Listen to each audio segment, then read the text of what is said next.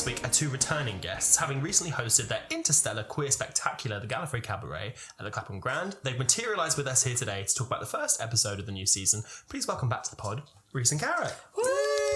I cheer us. It's an honour to be here. It's a honour to Wholala. We didn't introduce Duncan. Duncan's also here. Oh, Duncan is also here. Where's Duncan? The right moment I grabbed him. Duncan is our little tin dog, but he's real. He's real. Yeah. He is with us and today. he likes to cause mischief, so we'll probably be quite annoyed. You can hear him. Yes. No, he's lovely. Maximum defence. I was waiting for him to let out a nice little sniff that we could pick up there, but he's been very shy. I was kind of half expecting like a good evening. Good evening. Oh, just a little lick. A little one. There you go. What is Duncan? He's a dog. What are we all? Duncan's species is Chiweenie, which is a Chihuahua so nice. sausage dog. I think that's my favourite dog breed I've ever heard. Chiweenie. Yeah, it's a bit crazy. It's not the Duncan podcast. I wish. Maybe it should be. It's become the Gallicat podcast. How are you both? Very good, thank you. Still not fully recovered, I feel. Literally, because it's little bit. We're 3 days since the last Gallicat. We are. How you feeling? Just a bit knackered. It's always like, no matter, Duncan, come here. Come and lie down. No matter how much we try and prepare, that last week is always a mad rush. Yeah. And then the show day happens and it's hectic. And then it finishes late at night and then we're in a taxi home and then you're just like, it all goes by in a flash out of nowhere. And then the next day we are looking through all of the videos and photos that people have had and all the messages, making sure that everyone had a good time. And then so the work doesn't stop. Yeah, and then immediately prepping for the next one. Yeah. Well, straight away. Because you're always announcing the next one during that one. You're like Taylor Swift. You're like, right, don't worry about this one because we've got this coming up next. The next We year is coming. We try to. Are you like prepping for it throughout that whole period? Because the next one's summer, right? It's like July. Yes. Are you like thinking for ideas for it now and then prepping for it throughout? Yeah, we've got plans for the rest of the year. We've got sort of vague plans for the rest of the shows that we're doing. Yeah. Up until the end of the year, and not just in London either. Yeah, no, of course. Around the UK, which is very exciting. So it's exhausting, but it's so exciting. Yeah.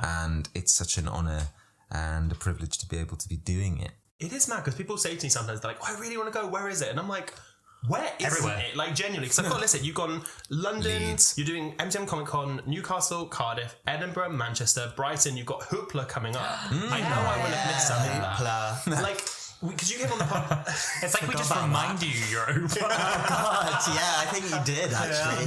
You're like, That's a whole that other is thing. something that we're doing. We need to deal with that. Yeah, that would be great. Well, because when we had you on last time, I think it's fair to say like it wasn't as expansive as it is now, as in like just across the country. How have you felt in the last couple of years just seeing it go to all these places? It's been like the biggest thing from the very beginning for us was that, well, when we first started it, we thought it was just going to be like a one and done, didn't we? And then it was popular, so then we did another one, and then it was after probably about the third one that we were like, okay, this has really got some legs to it, and we would love to like keep doing it as much as we can, but we've always wanted to make it as accessible as possible, and part of that is that it's not just in London. So that was kind of the main thing about taking it to. Where was to your other first cities. out of London one? Was it Cardiff? Cardiff. Yeah. Was it? Naturally. Yeah. Naturally. It was. It was. And then we've been to Manchester as well, Brighton, Scotland, Edinburgh, and Keep waiting for it to sort of plateau, but it just keeps getting bigger. Just gets more mad. Which is a bit wild, really. I'm like, when's this going to stop? But then when we go to like the Millennium Centre in Cardiff, there's an extra sort of magic that's there. It's a different thing, It's a different space, but it's also in this place where so much Doctor Who's history has literally happened. And that in itself is just, like I said, there's a magic sort of almost spiritual aspect to it. It's like a pilgrimage of sorts. Doing it on set in New Earth Hospital slash Torchwood. While I take a sip from my Galley Cab mug, I want to talk about another big event you've been to, the season 2 premiere of Doctor Who. How was it? Oh my god! Like the weirdest, wildest, most wonderful fever dream thing. Yeah. bonkers. It was weird going there and then because we arrived and we were all in a bit of a fluster and we don't really know what to do and everyone's like getting photos and blah blah blah, and then we stood and then we were by the bar and then Reece just turned to me and was like the doctor's behind you. And I was like hyperventilating. At the bar. Yeah, stood with Joe Martin. Like, Yeah, and they were just having a chat. Just the 15th Doctor and the Futures of Doctor just having a natter having a yap. before the screening, and I was just like, oh my god, because you It was spend crazy. and there were just so many people like that, Michelle Gomez and Russell and Juno, but then obviously they had folks who've been involved in the show in the past as well coming along, because it feels like one big family that they have, and then it's so weird for people like us who've like followed the show and loved the show from afar to suddenly just you're in that room and you're like, this is mad, this is literally crazy. like a dream. Yeah. But so cool, and so like honoured to have been asked to go along and see it. Yeah. And when we saw the like people from the team who'd come to the show, they were so like, oh my god, like really like happy to see us. Yes. Even Russell was like, oh, it's so nice to have you here, Gibbs, cuddle. Well, it was Russell who invited us, which was like, again, like, imagine like getting in a TARDIS, going back and telling our like 11, 10, 11-year-old selves one day you're going to get an invite to this screening. Because they came to, by which I mean Russell and some of the writers on season 2, directors and other folks involved with Bad Wolf, Doctor Who, they came to our Christmas show. I remember. Yes. Which gagged us all. From the top row of Clapham Grand we were watching, and I started reporting on this like pop crave from Wholala, like Paul McTeague has just arrived, Juno Dawson's just arrived. Camille Kaduri has walked into the building. Camille Kaduri has just entered the Gallifrey Cabaret, just trying to find pictures as quick as I can. So we were given a heads up a few weeks before the Christmas show happened. Our Christmas show happened, that these folks were coming along, and it was like, oh my god, that's mad. Like, I didn't believe it would happen though, to be honest. and obviously we were so focused on making the show the best it could be, and you know, whether we're performing to the actual like head team of Doctor Who, or whether we're performing to our usual crowd. Like, we're always going to try and put on the best show possible. But it was nice having a heads up, because I think if we had walked out on the stage and just seen those folks sat in the front row, because they were sat in the front row, which was just again like, it's a dream. It's like a dream you have. Like, I had the weirdest dream last night that we were doing our show, but you'll never guess who was sat in the front row. And it was wild coming out as Donna Noble to Russell in the like his big face right in the middle of the front, looking like booming laughter. But it was weird us like having been to a galley cab to then like see Russell's silhouette in front of you as well, because then we were like nervous with you. We were like, oh my god, like I'm not taking the piss out of this character that he wrote. It's like, And it's Lovingly. I was going to say, we're the thing. yeah. But it's like, there are nerves, obviously, and there will always be nerves when you're performing to these people who are so important and have done such amazing things and are such a big part of our collective lives, because we love this show so much. But they are just the most genuinely lovely people too. Yes.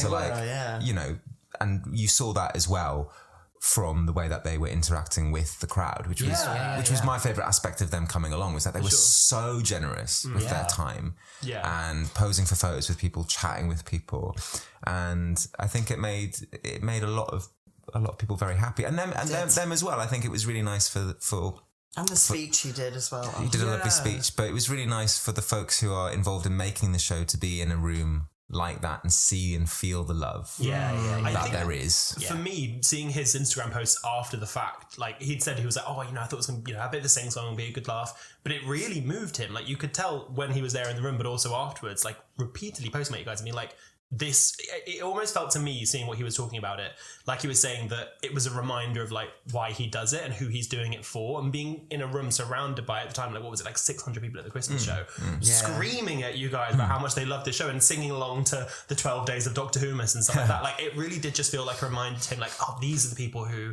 we're making the show for, and these are the people that love the show. Because I think you can get caught in the online conversation of like, it's this, it's that, I think this, you think that, and when you're suddenly in a room which is just like love for this silly show. I think that we certainly felt it. I could see that he felt it too. I think he had the best night I'd had in years. Like he was he was posting these. He did the first one. Like, oh, he's put Galley Cab on Maine, and then like a few days later, more Galley Cab. It's like he like remembered it and gone like, God, that was a good night. Posted more about that than the Christmas episode. I know. It's great. So I think every future showrunner now needs to attend. Oh my God, I would love to. If they haven't already. Wow. There You never know. Would absolutely love to have Chris Chibnall there one day. And, obviously Stephen Moffat, who I feel like would appreciate our innuendos. Your outnuendos. And my outnuendos. And around the bendos, all that kind of thing. Absolutely. Open invite to anyone who's ever worked on the show. Please come. Please. Do not come. Do not come. Do not come. Reverse the polarity. Come. Please come. And Katie Manning was there. Got to mention Katie as well. Again. And Jacqueline King this time as well. And Jacqueline King came Time. So we had Sylvia Noble and we had Joe Grant up in our royal boxes, chatting like across the boxes. So they're in two separate boxes. Having a mother convention up in the boxes. Like, I mean, at the Gallifrey Cabaret, we do not condone the royalty, but we do condone royalty, like Doctor Who royalty. And my God, like, what an amazing honour for anyone who's been involved in the show to come along. But it is amazing that, especially Katie, who's come to so many and continues to come to them and supports them and is such an advocate for the fandom as a whole. She is so positive and such an amazing ally to the queer pocket of the fandom as well. And so just overwhelmingly positive and loving about everything. She's just wonderful. Such a tonic in this world that we live in. She was quite emotional when I came to her as Rose. She was like, really? She was like, maybe it's a secret, but she was like, I just love Rose and Christopher Eccleston's, Billy and Christopher's together. Dynamic, They loved that. She loved that dynamic so much, and she was like so happy to see it. And then she told me that, which is probably something that everyone already knows, but I didn't know that the character of Rose was a bit based on Joe. Oh, really? Is what she'd been told by I Stephen can see it. Moffat. I can see it. And sort of like elements of it. And so I was like, so that's why she's your favourite. I love that. I love that. But yeah, she so loved cute. it. I mean, she's basically a brand ambassador at this point, not just for the show, but also Galley Cab. Yeah. At this point, she's been to so many. We were saying before we started recording about that one where she came on stage and was like, I was meant to be on a flight to America, but I cancelled it because I had to come here. And we were all like, And we absolutely love her and we all have her back. She's like trying to do a meet and greet with as many people as she can before her entourage kind of pull her away. The famous Katie Manning hospitality and hugs. She gives the best hugs. She will hug everyone and anyone, hugs. And she will even when we're in our sweatiest costumes, post-show, post-drag, post-regeneration mess. She's still there, so she doesn't care. She just wants to share the love. But there's also like little magic moments I'll quickly mention that are just so random that happen at the event that we don't even really know about until after the fact. But we've recently started working with the amazing James Sutton, who is this fantastic member of the fandom. He's a collector and a maker, and he has provided us lots of really cool props, including like this canine that we've been working with for the last. We've been working with canine. You might have heard of this artist. So and he and his team have been helping us to kind of level up the show in that way. But he always brings along. There's just these like. He always brings a suitcase full of treasures, basically, and he brought a couple of things in particular which were really, really cool. So one of the things was this little box of jewellery that was originally owned by Liz Sladen, and that she would always wear as Sarah Jane. And sort of from an acting point of view, he was saying she never felt like she was Sarah Jane until she put these rings on. And that was kind of like her like getting into the character. So he has them.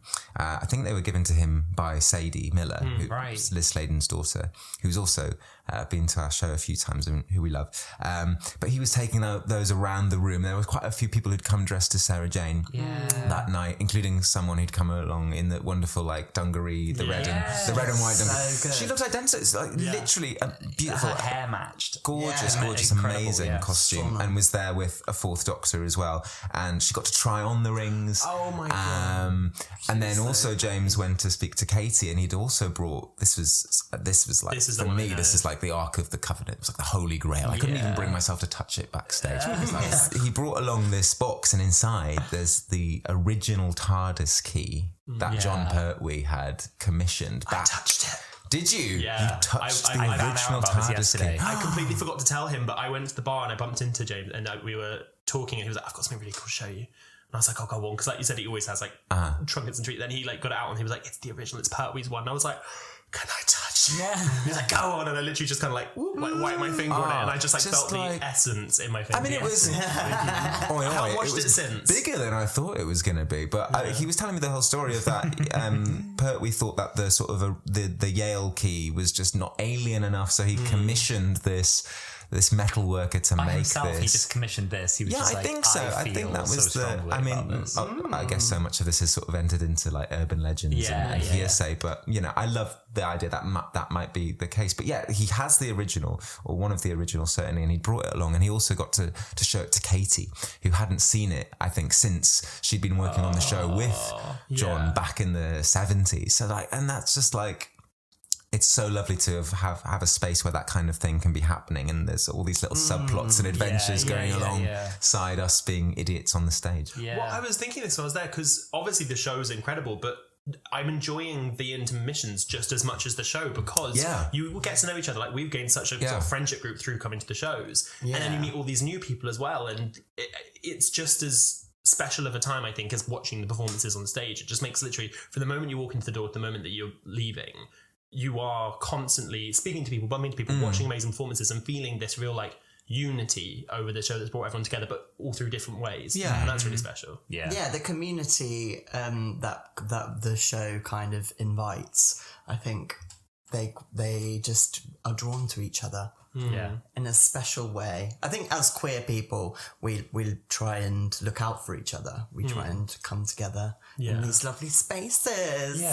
It's really nice. And obviously, like, there are conventions and stuff, and they've been running for the longest time, as long as shows like Doctor Who have been around, or Star Trek or whatever, you've had your conventions, and the conventions are there's a whole spectrum of like what a convention can or is possible of being, and they're great. Like, I've been to so many lovely ones, but this, I think, what we've kind of tried to create and has sort of created itself, because so much of it has been organic, which is lovely. It's like a TARDIS. It's grown into its own sort of multi-dimensional thing. Is that it's just, it feels quite unique. It has all the things that I love about a convention, but then it also has, I think it's just a lot more relaxed, a lot more chilled. Obviously, a lot more fun, and like everyone's getting pissed or not. But like, on the vibes, it's a party. It's a party. It's a party. Like it's not a convention. It's a party. Less straight people, I think that helps too. That does help. But also, I'll say, like, at the end, like at the Christmas show, when Russell and like Camille were really graciously taking photos of people, I've been to conventions. It was better organised, and everyone felt safer. The queues to Russell, who was going to stand in the corner and take a photo with everyone, and like there was like, such a polite quew, and nobody's rushing. He took his time, whatever, and everyone was stood there, and like, so many people said to me, they were like, "This is better than any convention shoot I've been to." But this is lovely. That's lovely they to kept hear. a respectful distance. They'd be like, "Are you still? Is it a picture okay?" They get in the line. Everyone was very respectful, and it was you're right. It's kind of organised itself. I think there's a shared understanding we try and of how foster to that, don't we? how to behave at a galley camp. Like, people sort of know how to.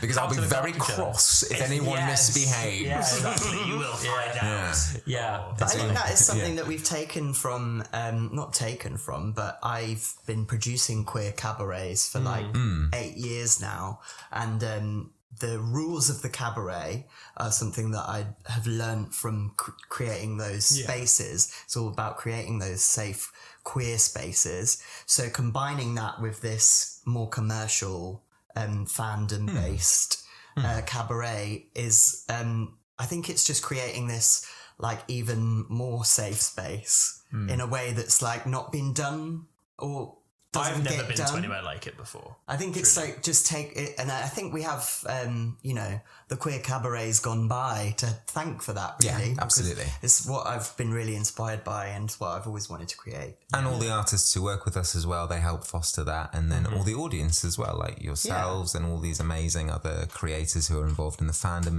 and casual fans, or even people who've been dragged along to various shows and things. But it's all part of it. Like everybody in that room is part of making that magic happen. Yeah. For sure. The magic is felt, and the magic continues into It a brand new does. season. Oh, lovely Yes. segue. Brand new season. I Thank you. wasn't sure Wasn't how it we were good? going to do that, but you Love just that. smashed it. Yeah. But with the premiere, then you got obviously a first look at this episode, Yes. first reaction, then coming out of the screening. Was there an itch to tell everyone what you'd seen? Yes. Were you excited by what you'd seen? Yes, very much so. Like we had a great time, didn't we? Yeah. And I said this as well to Russell. Russell T Davies, by the way. Yes. Yeah. Russell incumbent showrunner. Yes. I call him Russ. I call him T. But I said to him, like, I love going to the cinema. I love eating my big box of popcorn. Yeah. And they gave us a TARDIS branded box of popcorn, and I didn't touch it for the entire episode because I was so engrossed in what I was watching. So that is like a high standard of like I couldn't even like I wasn't even thinking, not even autonomously, I automatically like eating my popcorn because I was having such a good time. So yeah, That's it was high just praise. it was it, for me. I'm a greedy little boy. I love my little sweet treats, and I Not touch a didn't. I popcorn. mean, I ate it afterwards. I just like I shoveled it in. But cup. I want a cup. Yeah, I know we should have done, but they were made of cardboard. They we didn't threw it have away. pockets. Just walk around. I was in my wedding dress. I didn't have the pockets. Didn't have pockets. Why you went to Shears Alison? But absolutely, as soon as we walked out, we were like, "That was amazing." Instantly want to watch it again. And knew that we were going to be watching it in a couple of weeks' time, and that's really exciting. But like it was so lovely as well, like seeing the hype leading into the new episode from people and knowing that it was so fun and so good, and people were going to be knowing really that it was happy going to be with what it is. enjoyable. It felt like a lot of excitement started to build around the 20th anniversary. When that went past, suddenly there was this surge of people going, oh, here's everything it's meant to me over the last 20 years. Yeah. And here are these pictures from my childhood. And then I was like, oh God, this is actually really touching. Yeah, that means And a it lot was- to people, right? It was extremely organic. And then you wrote a lovely piece as well, Reece, for Doctor Who on their website. It's Doctor Who magazine, but I don't mean Doctor Who magazine, Doctor Who online. on the socials. On the socials. And that was lovely. And then our friend Beth wrote something lovely as well about what the companions had meant to her. And then Beth's article is fantastic. just It's beautiful. gorgeous. And then I was like, oh my God, this is all actually like really very touching. We were in a recording being like, we should probably start planning some stuff. I guess. should do something. We should really start doing. We started recording like part 3 of the series 3 finale of that week, and we were like, "That's like, Sam, this isn't the right episode, is it?" Like, I just realised it's the anniversary this week. Like, we should have been doing something else. But anyway, we But it does, got you're around to right. it. It does sort of hit you like 20 years, like It's for a heavy, isn't TV it? show. like, In this sort of cultural landscape over the past however many years, for something to be running still, which is so kind of high concept. Obviously, it's an institution, but that is no like prerequisite for something not being like suddenly like taken away. And it has managed through so many incredible producers and writers and actors to still be going on. I just 20 think years after it came it's back. mad that within those 20 years we've had like quote unquote hiatuses of, you know, some years we get full seasons and whatever, but there has never been a year since 2005 we haven't had at least one episode of Doctor Who. Every single year we've had one episode, and I think that in itself, like you said, between so many different showrunners and producers and whatnot, is such a feat. It's extraordinary. crazy. During COVID, that's quite a feat as well. That's what's really astonishing. And some of the stuff they made in COVID looked better than like anything that had come before. Like Flux visually just looked delicious. It was. Yeah. Exciting. Crazy stuff.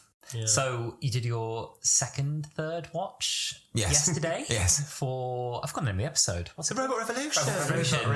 I was like, That's a good start, isn't it? I was trying to think of the planet. I was like, the Belinda Chandra For the Belinda planet? Chandra planet, yes. Yeah. Famed episode. Miss Belinda Chandra. So, held up and rewatch. Yeah. Initial feelings, reactions, sound bites. Give us your most brief review of the story.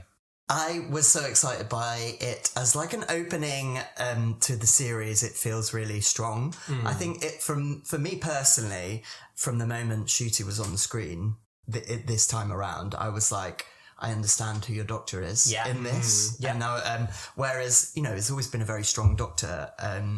I just feel like really stepped into his own in this episode for me personally. Yeah. And then the design was just amazing. Yeah. That rocket, Oh, campus it tits. looks amazing. The retro futurist. robots. That was scratching a lot of itches for me. Robots, campus tits. It's amazing. Even the certificate is beautifully designed. I saw they brought it out It's in Doctor amazing. Who magazine, and I was like, "That looks nice." Like, it yeah. looks It's so all like good. very 60s comic books. Gorgeous, gorgeous. And then Ncuti's costumes as well, like, and this like tartan like kilt moment with the like check The check bomber jacket. Yeah. It's like the fashion is just next level. Yeah. It's so beautiful. I don't think anyone's identified it yet.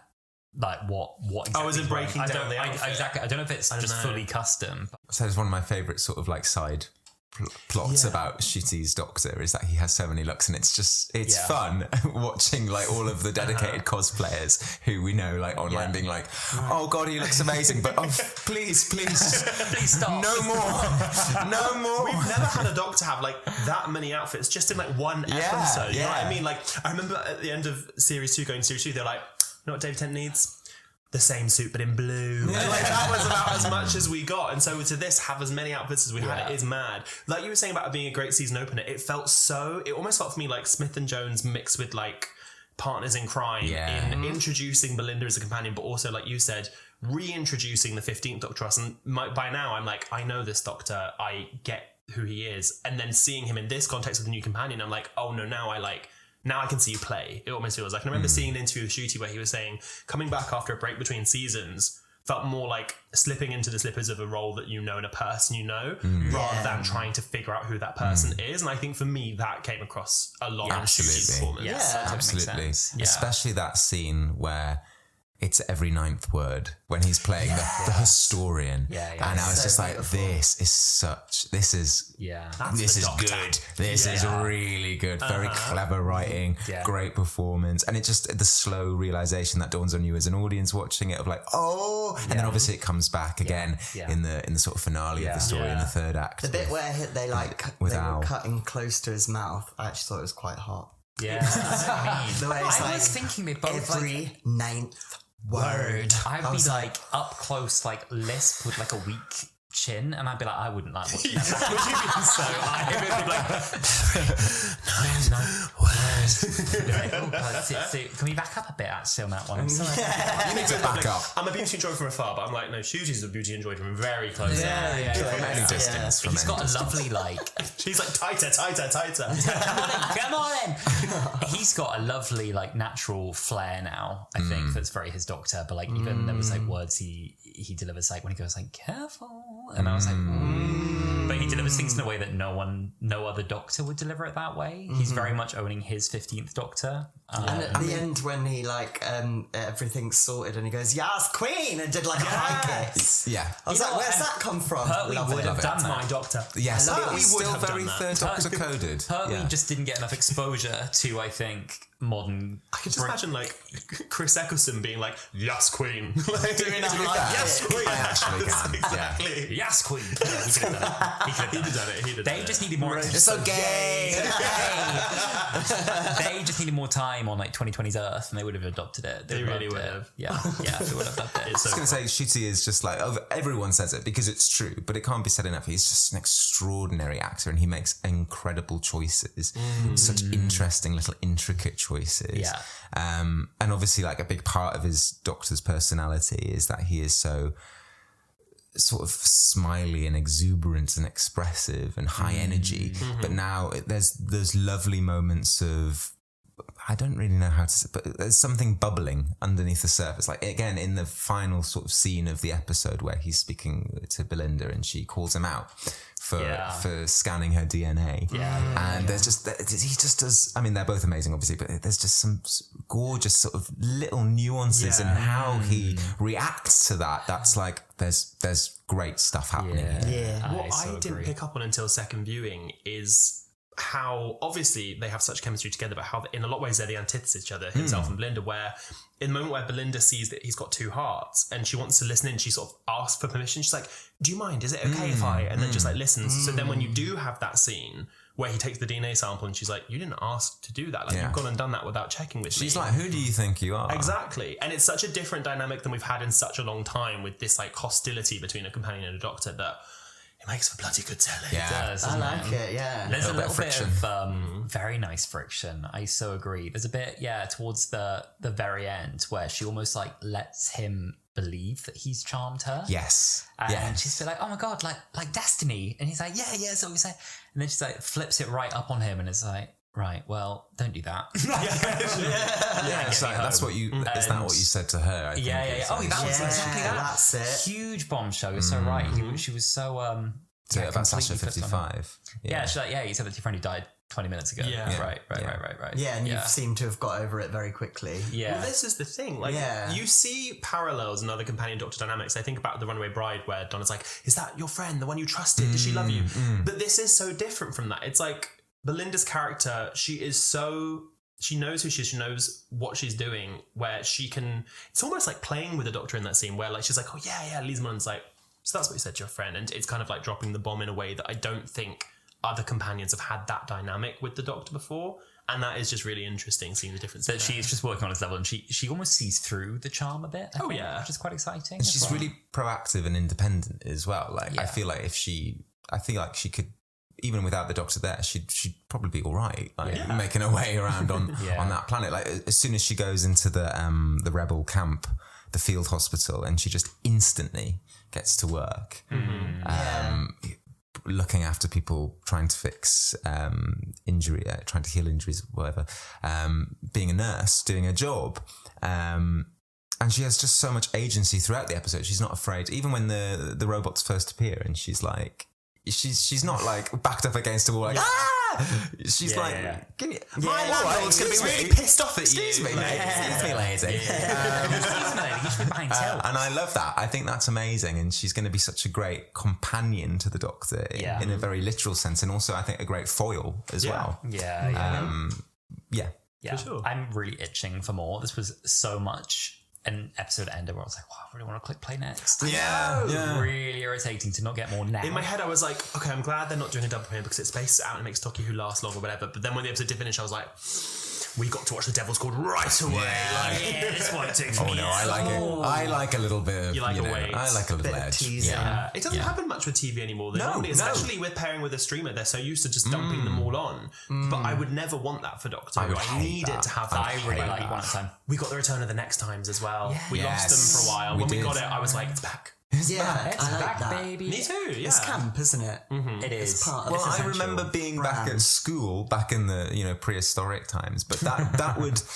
This was like a time when I didn't really use the internet way back in sort of the 1800s when I was at school. Yeah. So when typewriters then, right? not even stone tablets. So we had you'd have your Doctor Who episode, and then you'd get the next time, and that sort of 20 seconds or however long that would sustain me. That would nourish me, and you would pick it apart and you would discuss it with your friends, and then I would remember halfway through the week the Doctor Who website, which I would then go on the school library computers to use on a Wednesday. It would update, so it was all about the next episode instead of the one you've just watched, and it was just those little sort of breadcrumbs that would sustain you. And I think it's so exciting. I was going to say this if I can, because we were chatting about it at the beginning, but I always think that, especially with a series opener, I think sometimes we forget as dedicated fans that every episode of Doctor Who, but especially in episode 1 of a new season, is someone's first episode. And I just think what an exciting, especially for a kid watching that, tuning in maybe for the first time, what an amazing episode, what a colourful episode, what an exciting episode to have started your a journey with the Doctor. I think this is where I have to catch myself sometimes, because every so often I'll be like, with the robots, especially the promo, I was like, oh, that look a bit Sarah Jane Adventures, a little bit fit, and then I'm like, I'm not always the target audience for everything. And then you do remember that you have these kids watching for the first time, and like you said with the retro futurists, like seeing these huge colourful robots that are bigger than a human go into this incredible spaceship flying through, and then you see the TARDIS like spinning on its axis next to it, and like that's so exciting. It is Really so exciting, cool. yeah. All I wanted for that scene was a little bit of a flourish of the 15th Doctor's theme as he pursued the spaceship. That was my one wish. Or at any point. At any point. At any point, that would be lovely. Because it's such a good theme. We got it during a gunfight, and I was a bit like, oh, this is a funny moment to play the theme, because it didn't feel a very doctory moment with guns. But he took it. But they were robots who had been deceased, so I think that's okay. Yeah. I think it's probably fine. Yeah. But and I love the design of the robots. I think, like, you're right, God, like, they're yeah, very yeah. cartoony, but I think they, a couple of people were saying online as well, and I got this when we were watching it. It's very, very Douglas Adams coded. Yes. It's very Hitchhikers. with Belinda in her pajamas too. And Belinda in the pajamas. Yeah. And I was like, oh yeah, it is so Hitchhikers. isn't it? Yeah. And that obviously Douglas Adams has such a relationship historically with the show as well. And it's just lovely when that DNA kind of bubbles to the surface, especially so eminently as it did in that episode. I want more of that. Yeah. I love that. That's very Docky Who to me. You know, Lucy at number 7. Well, can you go and tell her the cat's gone to live on a farm? The cat! All episode, I was just like, they killed the cat. They killed the cat. They killed the cat. Just for fun. What was the reaction in the room at the premiere like when they killed the cat? Oh, I I cackled. loved it, yeah. It was funny, yeah. I think there was Stephen some Powell kids was sat sat a behind few. us. Oh, the kids screamed. They were laughing. Screamed in joy. Like, Broken Britain, Starmer's Britain, Yobs. And then I think Stephen Powell was sat a few rows behind, and I definitely heard a sort of Welsh Chuckle. yeah. Basically, everyone was very on board with the cat cat death. yeah, I think it was that- funny because you didn't actually see the cat before. No, it was so it just kind a big of made foundation. you be like, like no one had any personal attachment to the cat. The landlord's gonna be pissed off. I do like the design as well on the robots, the emojis on the faces, Yeah. how it's kind of adapted to everything. So when they're about to, the robot realizes it's not going to fit through the doorway, and so it adapts to sort of hammer mode, and then just kind of and then rips off the banisters to get up the stairs. When they're wishing like a happy engagement, and then all their faces turn into a heart, and they're like, "Congratulations!" And then they had one of them had a little like a shocked face at the end. I was like, I love these robots. So when they were much. kind of being reset from not evil, they developed a kind of face. Should we talk about Mrs. Flood for a second as well? Yes, on the cat please. scene. I saw that preview clip, and for me, that's the highlight of the whole episode. I realised how excited I am for whatever Anita Dobson's bit is in every episode. Yeah. I think there's also just a need for us to have like her accent in Doctor Who at some point, at every point. I think there needs to be a Cockney in Doctor Who somewhere. It's a Cockney accent, isn't it? Yeah. Excellent, good. She's an EastEnder. She's an EastEnder. Darling, sweetheart. What's going on? And yes, she obviously, darling. she's got that. You can tell that. I think she knows what did I just miss? What was said? Because she's in EastEnders. What did you just say?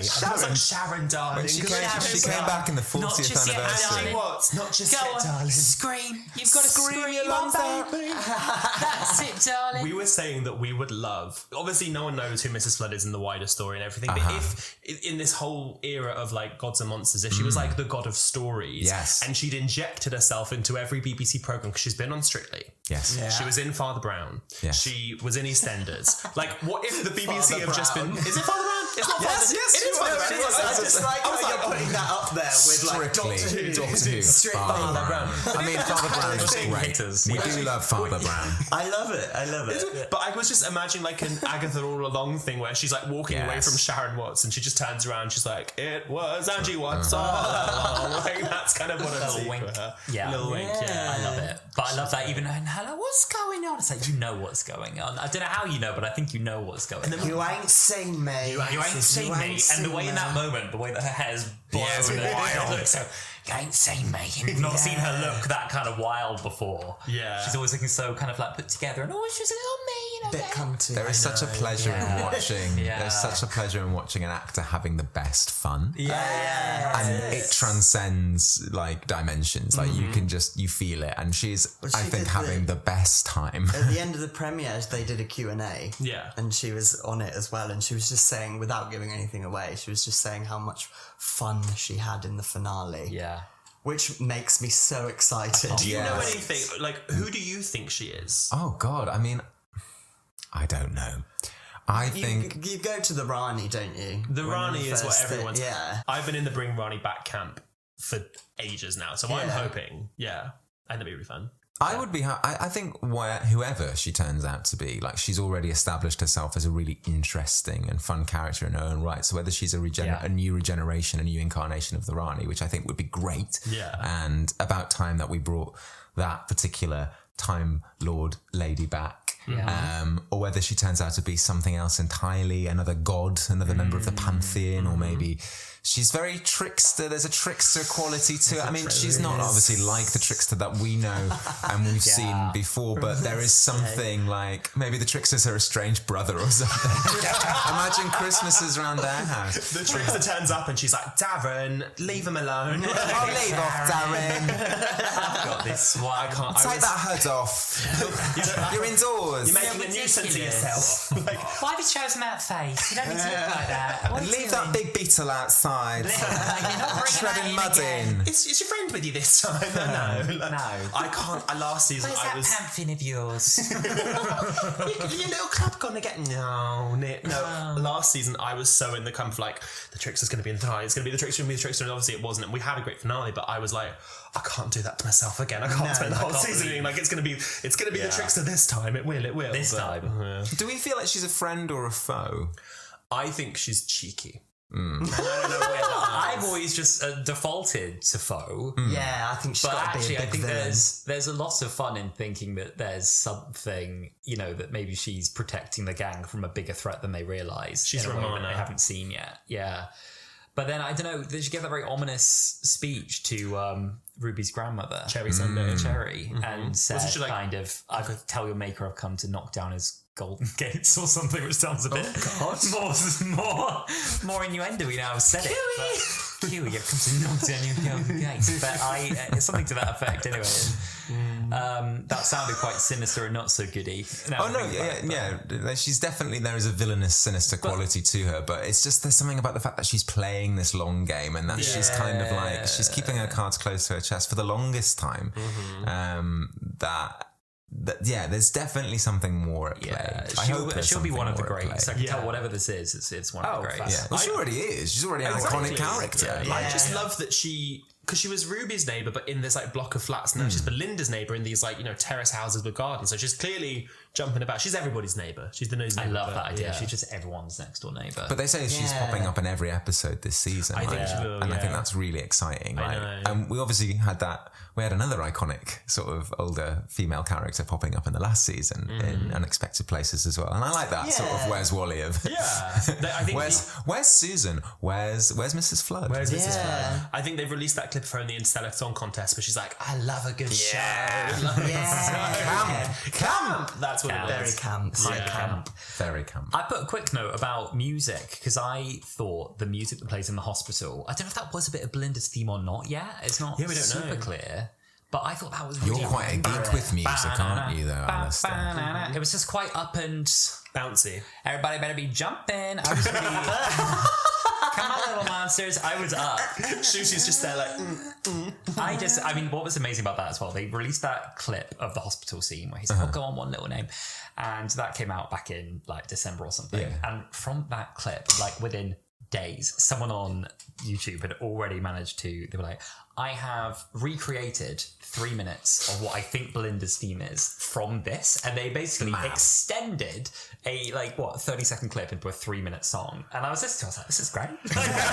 Absolutely great. If it's this, I'm happy. But it's what Who fans will do. There was 2 inclusions of This Is Gallifrey this week. Yeah. Oh, love. And one plays when he's talking to Belinda about the man who gave him her name with some importance.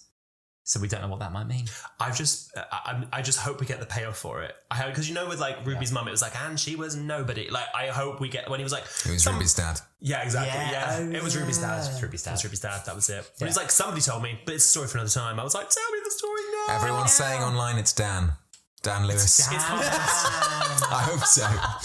I was down this week because normally I go back and I search Doctor Who soundtrack unreleased, posted within one day. Nothing. Not done it this week. Still waiting on series 10. Slow. We're getting slow. Getting slow. Easy. And it was you guys as well who were like, if I had a nickel for every time Russell T Davies killed a cat in the series opener, and then someone was like, oh yeah, they did it back in the 70s as well. I think it's like Planet of the Giants or something like that. Oh really? A cat There's another met one. an end in an episode 1, and I Where just will the violence end? I love it. A long, proud tradition of killing cats. I love cats. I love all animals. We're beautiful. both vegetarian, but I also think that Doctor Who should be low-level traumatic for kids watching it. No, it should. In If some not way. high level. How many cats died in New Earth? Quite a few, Quite a actually. few. Yeah. Quite a few cats. litters The one that were got wiped infected. out. And that fell off. Yeah, that was it. Next on our agenda is the Rebels. Any comments on them? I mean, we had one with the big arms. Manny. Oh yeah. Don't even. He was an arsehole. I'm sorry. He was an arse. He held up He the was a ceiling dickhead, though, but and his yeah, arms that were made me so laugh. good That was at nice. doing that. He's Holding like, up quick, the- Manny, like get the beam. Like, what was he doing? Just holding Just it. holding the beam. He was a bit like, holding the beam. if health and safety. he was like, for the this kids- is your fault. this is your bloody fault. If you're, for the kids at home, if you're ever in a situation where you feel like the ceiling might collapse, don't try and hold it with your hands. It's best to just get under something, I would say. And that's it. I don't Or think leave, yeah, just If leave. you're not gonna provide the support needed to And Just out. How is he like? speaking of traditions and Who, I think as well as low-level trauma and cat death, I think there needs to be a sort of side character played by an incredibly sexy man Twonk of the week. Twonk of the week. Twonk of the week. Yeah. Yeah. It's the important. roster. It's part of the Trunk of the law. week. The unit spin-off You're is going to be welcome. just Tonk of the Week 5 weeks, isn't it? Yeah, It's gonna be basically. great. I can't Well, they wait. released that one promo picture of him on the rope coming down, and everyone was Yes. like, so this is Twonk of the This is Tonk of the Week. But I mean, he was an arsehole. He was. an arse. Every He was. moment Did he he had, he get was like, comeuppance. Did he get like a? No, he got rewarded. He like Payoff or helped anything? win the country. He held up the country at ceiling, the and end. then I don't know. I think he was left at the end as like one of the. I mean, he like thanked Belinda in the end. Yeah, I think there was a bit of reconciliation. yeah, wasn't there? yeah. Because I guess everything's not your fault. But also, Is that a royal you decree, know, Your Majesty? I was like, oh fuck, leave her alone. I didn't like that. No. Yeah, I would have liked. I think this is again making the case. This is the same thing I said about season 1, which is that I feel like there's room and surely there's enough footage to simply like add 15 minutes. Like just make it an hour. I mean, I understand like broadcast, they can't just decide they want an hour long time slot.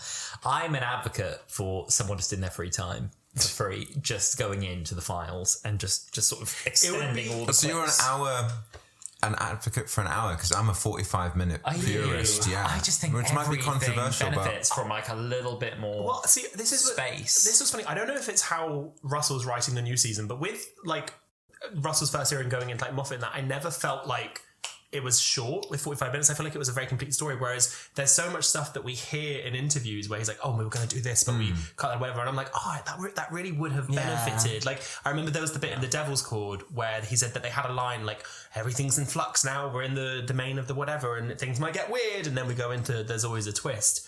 And I was like, "Oh, that probably would have been good to just have that like 10-second line in there." connector, Yeah, I don't know. That was a jelly baby. Have a little jelly baby. jelly baby. Well, I lead us into our next point. The AI generator. Doctor Who, always on topic. The OWL generator. I had to laugh. The thing is, this happens to me at work because I've been called OWL at work for any amount of time because in my last job, or a few jobs back, there used to be 2 Alices with the same spelling. So they agreed one would be Ali and one would be Al. That's a weird spelling, I'm going to say. I know, it's unusual. It's And there were Scottish. 2 of them? And there were 2 of us. But he was actually Scottish. So I just... So you just like, you're like, took I was the like, L. well, I'll I'll be the ally, yes. And that was fine. And then I think everywhere I then went after that, I was like, well, I guess my work persona for some reason is Al. I just kept I've telling never people called you that. Al, like, I once don't in my know life. why I've deployed this. That makes me uncomfortable. I know. I'm sorry. I think like Josh calls me Al. No, Josh calls you Al, and Yeah. Nick has started calling you Al, and I'm like, ooh. Al, Ali. That's like all my family call me Samuel. To any of my family, I'm Samuel. And a family friend called me the other day, they're like, who I'd not spoken to, and they were like, "Hi, Samuel." And I was like, "Oh, hell is that?" yeah, literally. Not my full government name. I was like, "What have I done wrong?" At work, that people have mistaken OWL for AI. It looks identical when you write it out. And so someone once gave me like a kudos at work and was like, "Oh, we really want to give a big thank you to OWL for like helping drive this company's all hands."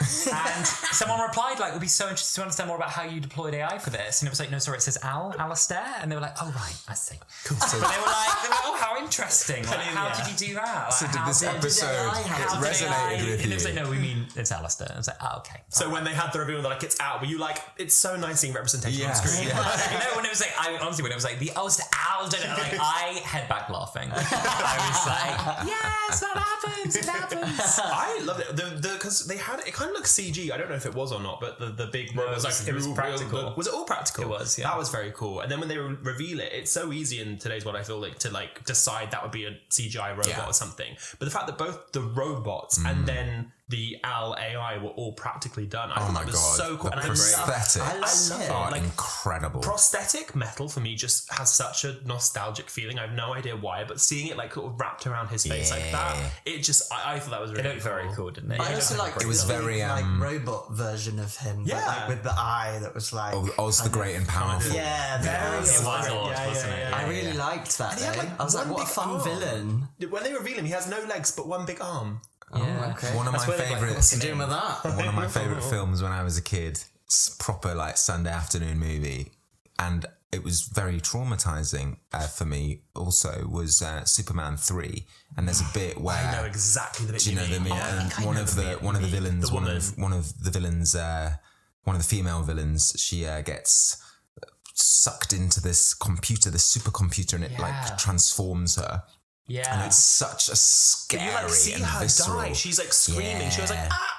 And then suddenly comes back like, Yeah, but that's it's why I so thought- cool. And it was really like, it was giving me a lot of that, especially the bit actually where they're like showing Belinda what's going to happen to her when she That's gets what I thought of. upgraded. And I was like, oh, that's so cool. And it was just playing to like a lovely grand tradition of sci-fi. It's a horrible. I never seen him. Because it was doing the rounds on Twitter at one point, and people were like, "Oh my god, I remember being traumatized." And I had to like go back and find out like where is this from, because I'm now being traumatized by this, but I can't not think about it until I need to see this in context. It's one of those like can't look away moments either, because it's like so visceral.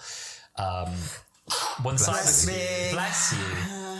If when cyber conversion finally comes back to Who, I wonder if they should push the boundary again. And Did you feel it was a bit side? When I was, I'm glad it wasn't. Like, I don't want this to be a Sideman story because there's a whole world of like robot and human and whatever. I think this was a really interesting story of itself. And if it became cyber, I'd have been a bit like, But did you ever have a moment when you're halfway through and you were like, this feels a bit cyber? I did. Did you? Yeah. I didn't. I did Yeah. a bit. I was like, this At feels the like end. it could have. I'm glad it wasn't, but it. and they were like, "Oh, you'll be free of pain." It was like he said something about being Yeah. converted. He was like, when the conversion, and I was like, who? I think it was a little nod, like we're not getting this series, guys, but have fun with this little nod. Yeah. Maybe. And it's a big universe. It's a big universe. There's room for lots of different sort of assimilatory robot things. people. Yeah. But I liked how it went back and explained it properly about him coming there and then feeling like it's a video game and he has the power over the place. And I feel like that is Planet something of that... the Incels. Yeah, Planet of the Incels. Doctor Who and the Planet of the Incels. Perhaps they might have like just sort of brushed over that in the past or something. I don't know. But I feel like the fact that they actually went into it and like properly explained it made it make a bit more sense. What did you think of because it's been a big theme in a lot of Russell's second era where the end of a lot of episodes have like more of the week. What did you think of Planet of the Incels? Oh, I loved it. Yeah. I think it's hilarious, and she delivers Belinda's delivery of it is so great, and it's just I love it when like yes, it's on the nose, it is the nose, it's so on the nose, it's the nose itself, but I think it's lovely in this political landscape and cultural landscape that we're in, especially at this moment right now, that there is media on this scale being put out partly by a distributor like Disney that just says it with its full chest. I kind of missed a lot of stuff. So when I went to rewatch it for this, his very first line to her is like, because you get the kind of flashback of him being an arsehole to her and you're like, oh, I get it now, like he was controlling and stuff. But and I feel like, oh, maybe they didn't set that up well. But when I rewatched it, the very first line, he's like, that star is however many millions of miles away. I know girls aren't good at maths, but that's a far away. And I was like, oh my God, no, like from the very first like sentence, you're like, dropped into it. And I missed that Me first too. watch. Exactly, same. And then this whole thing he's such a great actor as well, Johnny Green. He plays both those parts. I mean, obviously it's the same part, but there's obviously such a journey in many ways that character goes on. And really, really cool. And then he gets turned into a little sperm. sperm and egg. No learning We didn't for him. talk about Polish. Polish. I thought you were waiting for the end to do like a whole half an hour like I know. Part two. the main character. The main character, our favourite little IP theft of the week, Polish from Wally. Yes. Oh my god. I kept thinking about gadget. That's what I kept thinking. Gadget, yeah, Polish, yeah. Polish, foreign contaminant. Spamming an egg. Oh, okay. Yeah, foreign contaminant. Oh, from Wally. From Wally, you know, the little. Yeah, I was like, what an yeah, interesting thought. I didn't just throw out a word. Wow. Foreign contaminant. Take us away. No, I loved it. I love him so much. And then the bit where Belinda, when she's kind of decided that she's going to go and let herself be converted, she kind of like picks him up tenderly. Opens the boot. Opens the boot. It's just so cute. I And love he's him. let me get it out. Time fractures. Oh yeah. Welcome back, Time Fracture. Oh, yeah. Finally. I know, literally. Years after cancellation, welcome back, Time Fracture. Yeah. I did think so when I was watching. I was like, oh, she's back. Back into the Time Fracture, I know. Gag, do you think Russell was even aware of Time Fracture? I don't know. Maybe not. I feel like his that was time. very much a Chibnall project that maybe he never attended. I don't know, but I don't think it's the same thing. He didn't. No, I don't think it's. I think it's just sort of general. No, like it's not the same thing. It's just it's just a word. It's a sci-fi for a thing, isn't it? It's like a It's the thing time of the quake, Yeah, it's a time a space-time crack, a time split, fracture. a crack. I love it's all the that. same. It's the way that the MCU has like. Sorry, mid jelly babies. I started talking. Quite Yeah. right, Tom. No, it's the way that the MCU has like a million different ways of talking about branching timelines. They're Yes. like, it's a conversion, it's a branch timeline, and we're like, it's all the same thing. It's all the same Yeah, thing. You get the rough Whitney idea Wolf. already. The way it behaves really confused me, I'll be honest, in this episode. I was lost, but I've gone back and I've actually had to write down. I had to look at subtitles to write down what's happening. And now I followed. But when it was like, it's because he turned up 10 years ago, but only because when you were on the way 6 months ago, you mentioned his name, so the Yeah. robots went back, but then when they came back, they didn't arrive at the same time. They were 10 years in the past. Respectfully, did you not get that on original? I understood enough to like follow the story. Okay. But I was a bit like, but the bit that did lose me was the star certificate ended up 5,000 years in the past. Oh, that's still unresolved. And I that's think. not resolved. So I was watching back and I was like, Doctor's kind of like, I don't know. I didn't see I was like, was it lost in the slurp? But it wasn't lost in the slurp. No, but It this- hasn't happened yet. With Doctor Who, I don't necessarily mind not getting a full explanation when the characters acknowledge that there isn't really. So when Belinda's a bit like, we got schlumped, and the Doctor's like, well, we got schlumped. If anyone, I'm just like, well, it got schlumped. You know what I mean? Yeah. Like, I love that's that. enough for me to be like, It's they got sci-fi schlumped. at the end of the That's day. sci-fi. It's, I quite like you know, that. Did you feel the slurp? I was like, yeah, I felt the slurp. Like, I was like, I actually Did quite the like earth slurp. slurp for you? It slurped for me. Burp the I slurp. slurped so hard. Yeah. Yeah. I worked so hard, I got sent back 10 years. I like when they talk about it in very like when sci-fi stuff is always described in very like vague terms. Like we're bouncing off the date. I love that stuff. Yeah, I love that. That's Galley Cab dialogue. Crack is open and it's leaking things, and Suddenly there's a buttock. the Christmas-o-meter isn't quite full. Like, give us a And I love that reef. they're always made of tinfoil. Listen, we do not have anywhere near a Disney budget yet. I still don't really have a clue what's going to happen, but that's what I want, absolutely. And I think more than anything, it's just so exciting. And I love not knowing. I think and Russell has said this as well in one of the interviews he's done promoting this series, that they've really tried to like capture that initial kind of first series ever of Doctor Who, where back in 1963, where they go to so many different wild and wonderful places, and every sort of episode is different. Every sort of story, rather, is a different kind of like genre, and it's so bold in what it's doing. And this series, I mean, I think we got this with season 1 as well, but especially now with season 2, and also the guest writers as well will help with this, which I'm so excited for. Juno's episode and the story in the engine, I think, is going to be amazing. I can't wait for that. With Rose ailing. And that's the well. That's the well. That's I'm a excited three. for that one. Well, every episode I'm excited for, and I think because they all look so different. Yes. And they're going to give us all something so different. Different genres, different voices, different guest actors, and It was a very exciting little teaser. I think like if the casual viewer were to watch it, they would be really excited by it. I think if a a proper fan watched it, Part of the community. an obsessive, you might say, A member they of would the probably be able to pull the whole series together. together and figure out what happens. Yeah. But from that one watch we got, it was just there's so many things where we were like, that. And it just looks it looks gorgeous. Yeah, like, yeah. It's a very visuals colourful of it, season. the It's production like a very design. varied season as Yeah, well. Like yeah. the style feels very different from episode to episode, which is cool. And I think we can really see Shooty coming into his own. I know I already said that, but in that trailer, I remember seeing some really iconic moments from him. I think. I can't bloody wait. Oh, and I want to know. I want to know about Belinda as well. Like, I mean, obviously, I want to see more Belinda generally, but this whole like mystery box that we've not even discussed, I think, about her connection to Mundy Flynn from Boom and how that works. Do you reckon the Doctor's kind of because he was like, "Oh, she's your descendant." There you go. She's done and done. Do you reckon he was saying that to kind of wrap, and it is a bit of like a Clara Ruby mystery that he's kind of unfolding, or do you reckon that'll be what it is? Well, because that's the thing. Like, it could have when it was first mentioned in that scene, I was like, oh, they're just sort of doing like the Gwen Cooper and Victorian Gwyneth, sorry, what's it called? Multi-spatial duplicity, along those lines, which I love, and I think that's great. Or opening a box. Yeah. Oh, that's a great way of saying it. That's very good. But yeah, so I thought when that scene started, they were like, oh, that's going to be it and done. But there's something, I can't remember the exact dialogue towards the end of it, that suggests that no, there is more to it. And there is something deeper. There's always a twist at the end. There's always a twist. There's always a twist at the end. Yeah. Thank you for coming on and yapping about it with us. Thank you for having us. We've been trying to like... It's a pleasure. No, we were trying to get you on again for so long, and it just lined up perfectly that we all have the availability here. Buy me dinner first. Jump into it. Well, maybe I will. Maybe I will. To talk about the robot revolution. So, thank you for coming to the pod. Do you want to plug everything that you've got to do with Gallicab? Don't plug. Would you like to plug? Unplugged right Do you want to now. plug on the pod? Plug on the pod. I don't know if I can get enough What of it have we in. got coming up? Right, well, we have got a big summer show. It's our supermassive summer special. It's going to be at the Clapham Grand. It's on Friday, July 18th. The key word there being Friday.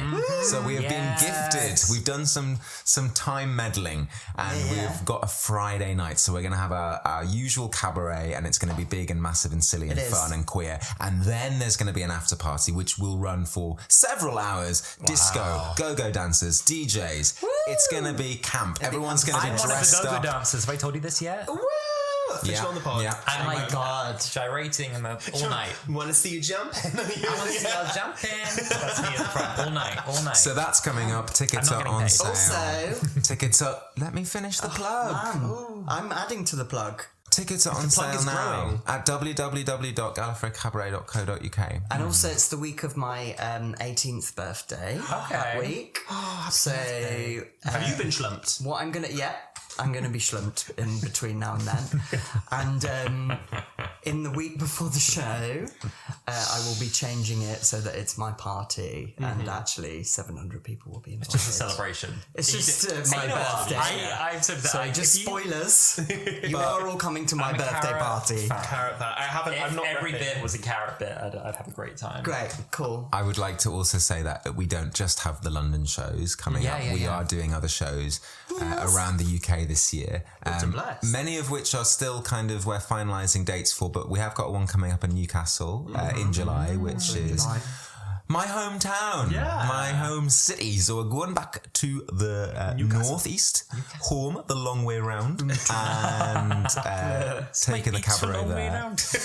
Well, lots of planets have a northeast, and that will be very fun. And we're also hoping to get back to Manchester in the summer as well. Yes, maybe even back to Cardiff at the end of the year. We were saying we really want to come to a Cardiff one. It feels like it would be. Oh, I think you'd have a grand time. We have a good time. Yes, big plans in the works for Cardiff Christmas.